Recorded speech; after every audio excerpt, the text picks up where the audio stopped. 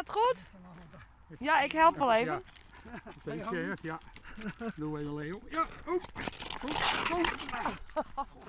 Vertel eens, hoe is het ijs? Nou, het is nog wel een beetje dun, maar ja, je kan er wel op schaatsen. Ja. Als je voorzichtig bent. Hoeveel heb je al geschaatst nu? Ik sta hier net pas op. Ik ben een paar rondjes heen en weer zo geweest. Ik zit altijd met goed is, dan mag je toch geen zakken kennen. Wow. Maar nou, dit is meer klunen als rieden. Ja, dat is ook zo, dat de jaren gaan tellen. Ja? Dat, ja, maar ja toch, het kribbelt steeds, hè. Ja? Nou, de rijden ligt dan ook hierheen. Ja. Ja. Dat- Maar het kind ook net, hè?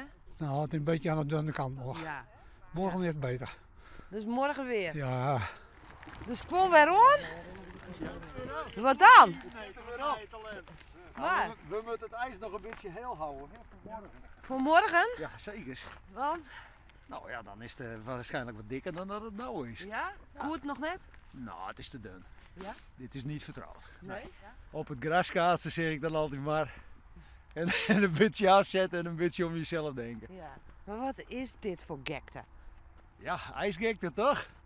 Zodra de natuurijs laat, dan moet je het even proberen. Ja. Waarom doe je dit? Ja, een beetje voor de spanning, voor het proberen. Dan moet er ook een bijwijzen. Morgen kan het wel gebeurd zijn. Maar Ja. dan staat nou liep het wat mooi wat beter en we zien nog even. Dus we kunnen even 3 dagen rijden. Voorzichtig. Ja, ik kwam in Bas terecht. Ja, dat is in een barst. Ja, dat moeten we niet hebben. Ik zou de schoenen maar weer aan doen.